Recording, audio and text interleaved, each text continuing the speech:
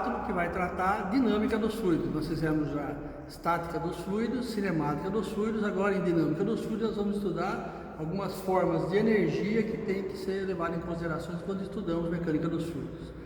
Como primeira forma de energia, nós temos que considerar a energia potencial de posição. Essa energia ela vai ser dada, né, por mgz, ou seja, mg é uma força, é peso, e a distância, que é trabalho, né, força vezes distância. A energia, a outra forma de energia a ser estudada, é a energia cinética. Então a energia cinética é um corpo em movimento que vai ter uma energia cinética igual a mv quadrado sobre 2, certo? E essas formas de energia, né, são bastante estudadas na física desde lá do colégio, né? Entretanto, a energia de pressão já não é estudada com tanta ênfase.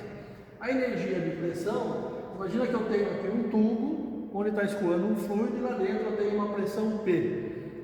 Se eu fizer um furo aqui, eu vou ter um chafariz, né? Todo bom filme de ação que se preze quando tem uma perseguição de veículo, alguém atropela um hidrante, né? Porque acaba formando um chafariz lá.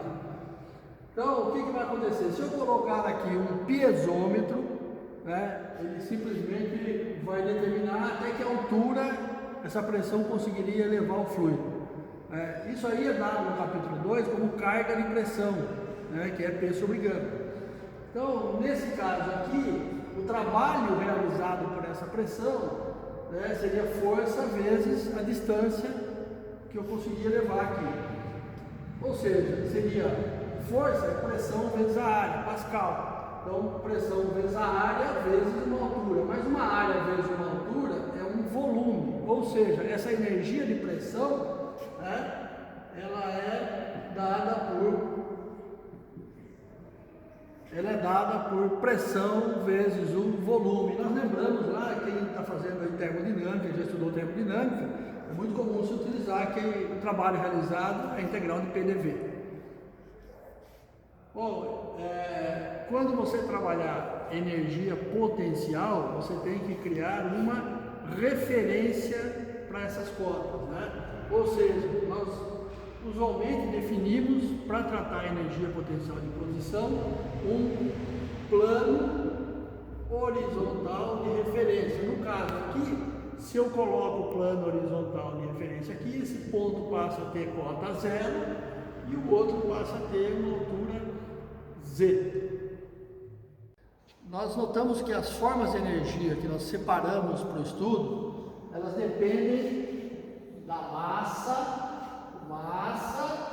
e no caso aqui do volume, ou seja, eu preciso quantificar a quantidade de fluido. E aí eu tenho muitos casos em que vai acontecer a seguinte situação, uma situação contínua, né, entre aspas, eu não paro de passar massa aqui. Lógico que nós vimos lá no capítulo 3, nós podemos tratar isso como vazão em massa. Mas, nesse caso nosso aqui, quando eu estou trabalhando em energia, nós temos que criar uma energia específica, que foi lá apresentado na equação de Bernoulli. E essa energia específica, nada mais é do que a energia por unidade de peso. Tem que lembrar que peso, G é massa vezes aceleração da gravidade, por unidade de peso de fluido. Então, o que vai acontecer? Eu teria que fazer a soma das 3 formas de energia dividido pelo peso, Nós chamamos então de energia específica. A primeira forma de energia nossa era mv quadrado sobre 2, Se eu dividir isso pelo peso, que é mg, eu passo a ter V quadrado sobre 2G. Bom, na segunda forma de energia, que seria a energia potencial da pressão, então nós temos aqui, que seria pressão vezes o volume. Pressão vezes o volume. Se eu dividir pelo peso G, só preciso lembrar, né, que G sobre V é gama. Então eu vou ter que isso vai ser P sobre gama. G sobre V, gama. E na última forma de energia, nós teríamos, eu tenho a energia potencial de posição, né, que se eu divido pelo peso, mg, né, isso vai me dar que este H, estes pacotinhos de energia que a equação de Bernoulli vai tratar, elas vão definir como energia cinética por unidade de peso, mais energia de pressão dividido pelo peso específico do fluido e mais o Z. Então,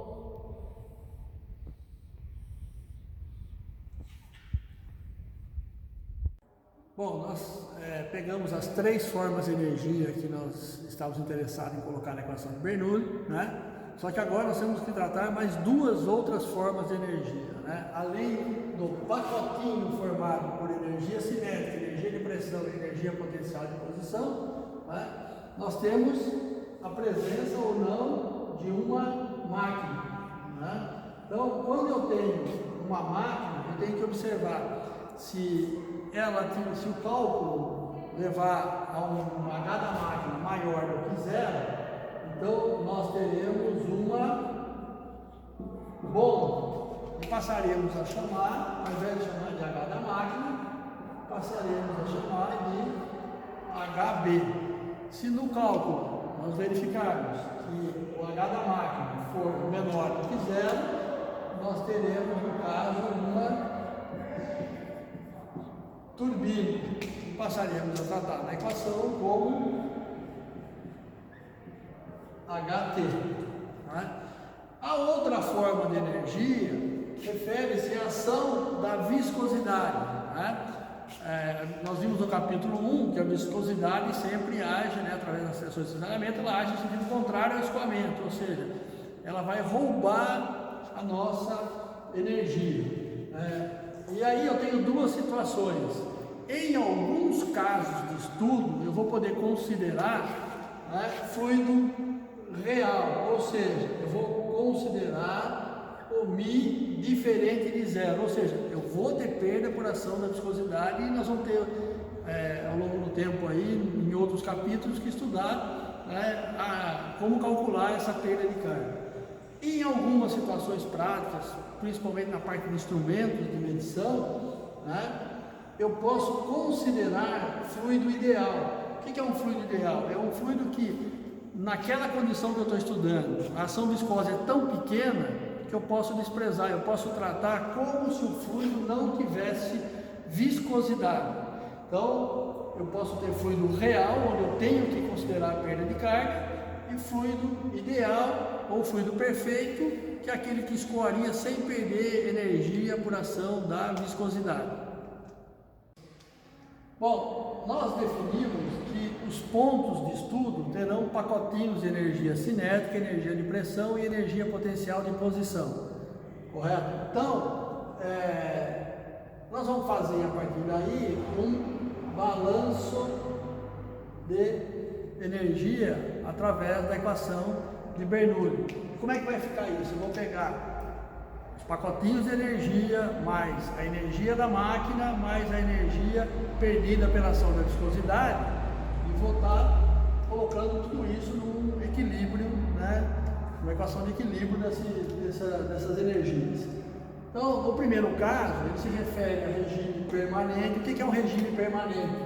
Quando todas as propriedades do fluido são constantes ao longo do tempo, né? Então, qualquer fluido, qualquer propriedade do fluido permanece constante ao longo do tempo. E o fluido é incompressível quando a sua densidade permanece constante, certo? E como é que ficaria o pacotinho de energia? A energia no ponto 1 mais o que a máquina fizer, se for bomba a energia aumenta, se for turbina a energia diminui, vai ser igual a H 1.2, a energia total 1.2, mais o que eu gastar para ir até lá, pela ação da viscosidade. O segundo caso da equação de Bernoulli, ela se refere regime permanente, fluido incompressível, H1 mais H da máquina igual a H2 mais perda de carga. O terceiro caso da equação de Bernoulli, regime permanente, fluido incompressível, H1 mais H da máquina igual a H2 mais perda de carga. E o quarto caso, regime permanente, fluido incompressível, H1 mais H da máquina igual a H2 mais perda de carga. Então vamos avaliar agora esses quatro casos.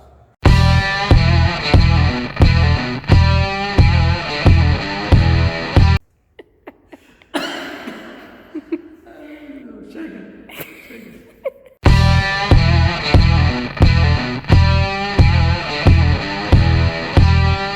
Bom, o primeiro caso da equação de Bernoulli vai acontecer quando não houver a presença de máquina,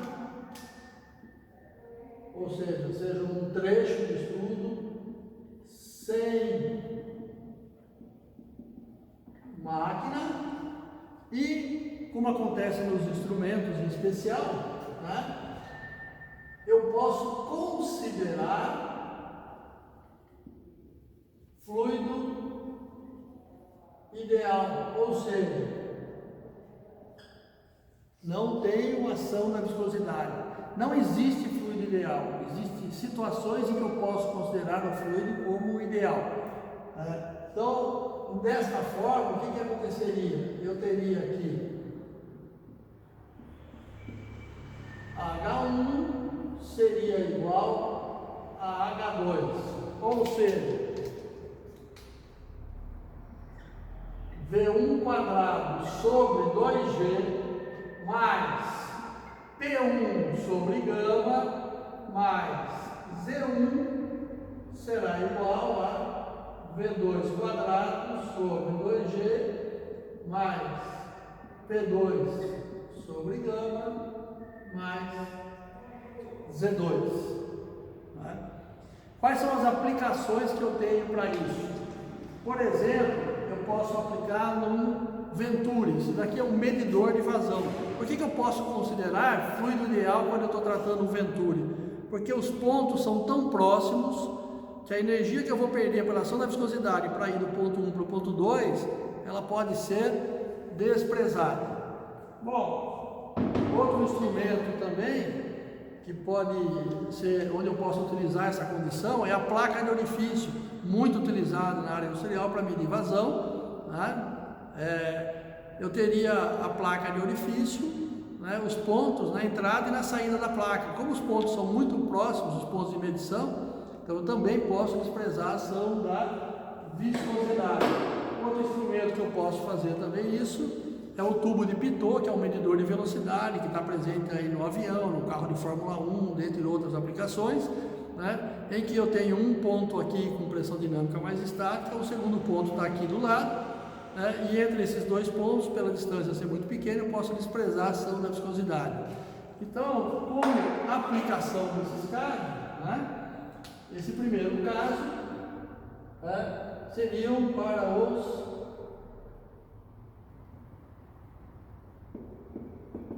instrumentos de medição, tubo de Pitot, placa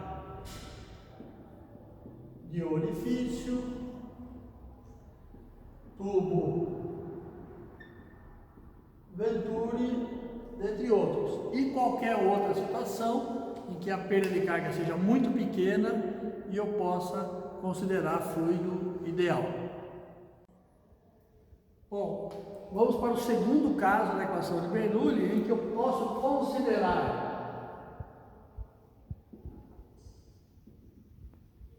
fluido ideal, não tem ação viscosa, não vou perder energia pelo fato que o fluido está se movimentando. Porém, com máquina,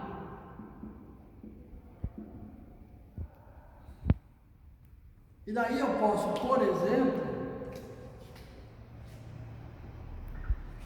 colocar que o H da máquina será H2 menos H1.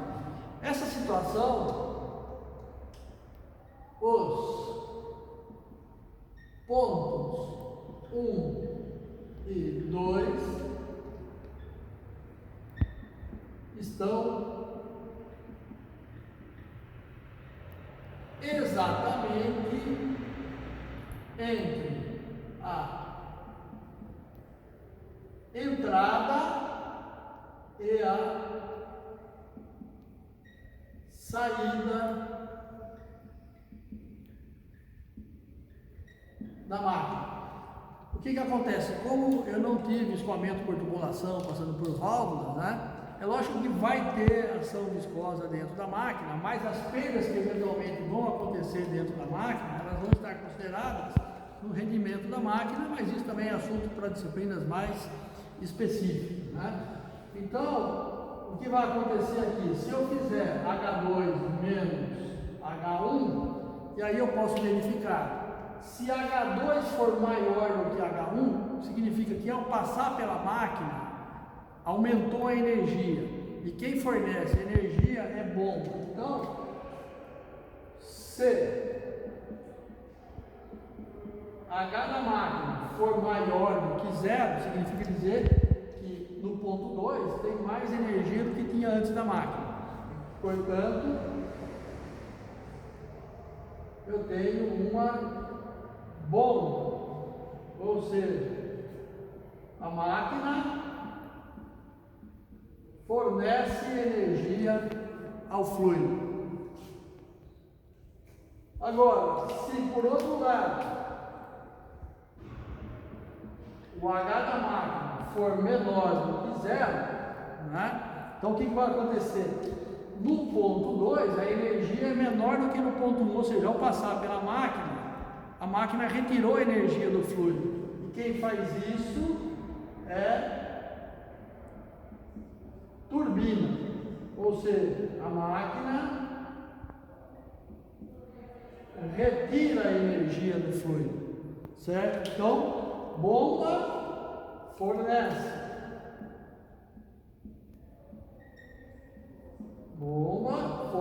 energia ao fluido, turbina retira a energia do fluido. Turbina nós temos presente aí nas nossas usinas hidrelétricas. Para exemplificar, nós vamos pegar aqui um caso em que o fluido está dentro de um reservatório no ponto mais baixo, ou seja, ele está parado, então não tem energia cinética, ele está a pressão atmosférica e ele está no ponto mais baixo. Então a energia no ponto 1 na entrada, que seria nessa condição, ela é zero. Ela precisa de uma máquina para ajudá-lo, né? O fluido precisa de uma máquina para ajudá-lo a subir e até o ponto de aplicação. No nosso caso, eu tenho aqui uma bomba, né? Então a bomba ela precisa de energia para que ela forneça energia ao fluido. Quem está fornecendo essa energia é o motor elétrico no caso. Então, ao ligar a bomba, né, nós vamos observar que ela consegue movimentar o fluido, ela fornece energia para que o fluido venha até o segundo reservatório. Então, para exemplificar uma turbina, nós vamos pegar aqui um modelo Pelton, similar à usina Henry-Boyd aqui de Cubatão. A turbina ela fica ligada a um gerador elétrico. Então, a energia vem do fluido, passa para a turbina passa para o gerador que vai produzir energia elétrica. Para exemplificar isso aqui, então eu vou jogar água na turbina e nós vamos acompanhar aqui através de uma lâmpada para mostrar que está havendo fornecimento de energia elétrica.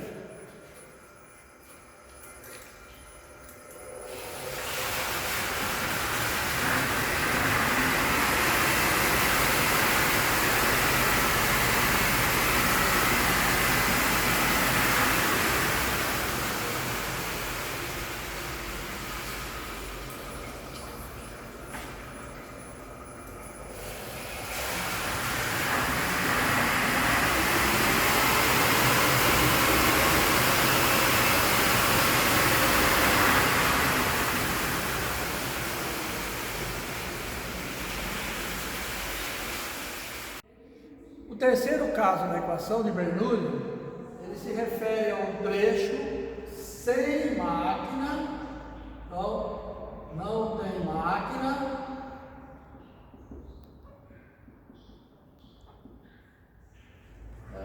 e tem perda de carga, ou seja, neste caso eu tenho fluido real Mi diferente de zero, né? Ou seja, haverá perda de carga, haverá perda de energia pela ação da viscosidade. Então, quando eu fizer isso, eu passo a ter uma V1 quadrado sobre 2G mais P1 sobre gama mais E1 é igual a V2 quadrado sobre 2G mais P2 sobre gama mais E2 e mais as perdas pela ação da viscosidade para ir de 1 até 2. Um exemplo simples de enxergar, né? Eu tenho aqui um reservatório.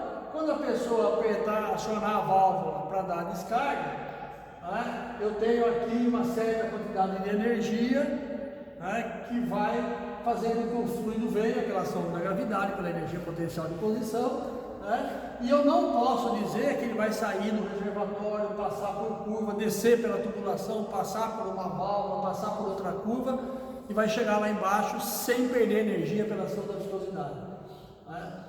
Como exemplo também, nós temos os edifícios, né, onde a água chega na rua, né, a fornecedora entrega na rua a água e nos edifícios eu tenho que colocar uma caixa d'água lá em cima e aí eu abasteço todo o prédio por gravidade. Então, nesses casos, eu não posso desprezar a ação da viscosidade e eu não tenho a presença de uma máquina quando eu trabalho por gravidade. Nesse caso, a perda de carga pode ser determinada determinando a quantidade de energia nos dois pontos. A diferença delas é que vai dar esse valor da perda de carga. Lembrando que a energia sempre maior vai definir o sentido do escoamento. O escoamento sempre vai acontecer da maior energia para a menor energia.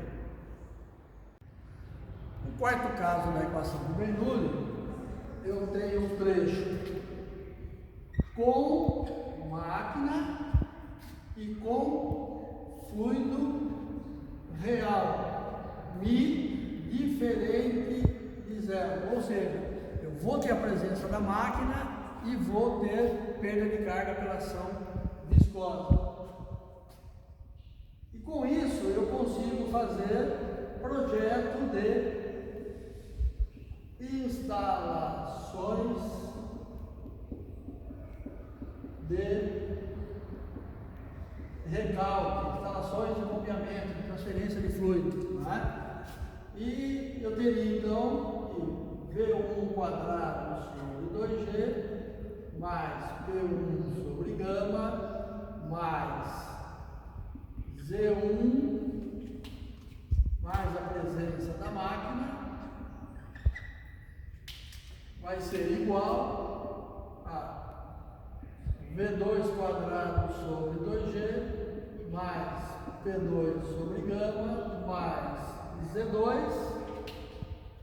e mais o que eu vou gastar para ir de 1 para 2 pela ação da viscosidade. Então nota que eu vou pegar o pacote de energia do ponto onde eu estou retirando o fluido, vou fornecer energia se necessário, né?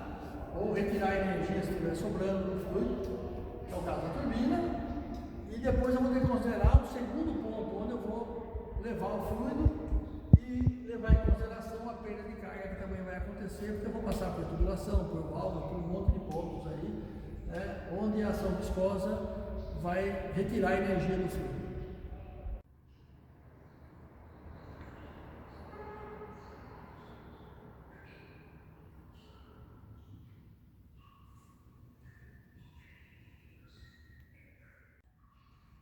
Bom, Um outro caso que nós podemos verificar apenas por curiosidade, né, é o que acontece num perfil de asa de um avião. Né? Então, o fluido vai passar pelo lado de cima e vai passar também pelo lado de baixo. Nota que a distância a ser percorrida pelo lado de cima é maior que a distância percorrida pelo lado de baixo. Isso vai fazer com que esse pacote de energia aqui fique diferente do lado de baixo do que do lado de cima. Então, como vai ter que aumentar a velocidade do lado de cima, né, o que vai acontecer? Para que essa soma permaneça igual, a pressão tem que diminuir.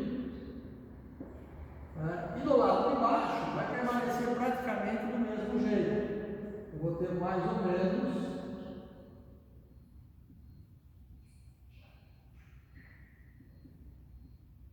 a mesma coisa que eu tinha lá. Pequena alteração apenas. Bom, eu não estou levando em consideração efeitos de camada limite e outras coisas. Né? Mas, quando eu tiver uma diferença de pressão entre os dois lados da asa, né, o lado que a pressão for maior, né, lembrando que de Pascal, né, pressão é força sobre área, então eu vou ter uma força atuando nessa área e jogando para cima. Né? Isso aí é chamado de força de sustentação aerodinâmica. A partir do momento em que eu produzir uma força de sustentação maior do que o peso, o avião decola, né? Seria aqui o peso G do avião. Para produzir essa força de sustentação, que é produzir essa diferença de velocidade, eu preciso aqui de uma força de propulsão que terá que ser maior do que a força de arrasto aerodinâmico. Então eu tenho uma força maior produzida pelo movimento do avião, né?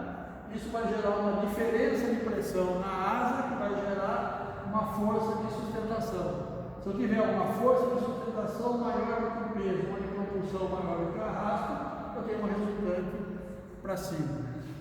Isso pode ser determinado, isso pode ser visualizado de uma maneira muito simples, né?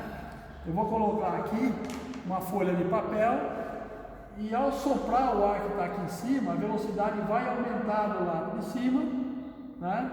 E a pressão atmosférica do lado de baixo vai jogar a folha para cima. Então, ó, eu consigo visualizar essa situação da asa simplesmente aumentando a velocidade do ar na parte superior. Tem uma outra maneira de se verificar isso, que seria com líquido, que seria você ir numa torneira, né? Então eu tenho a água aqui. Se você colocar uma faca na água, se você colocar uma faca aqui, ela vai ser empurrada para essa direção. A água bate aqui e joga para cá. Porém, se você colocar uma colher, né?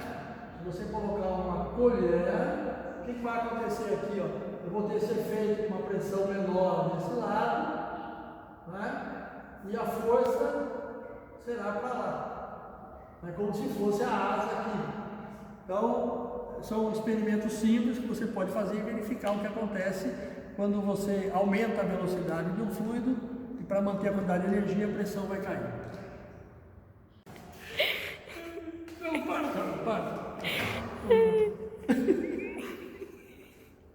Não tem nada engraçado aqui, cara. Vamos.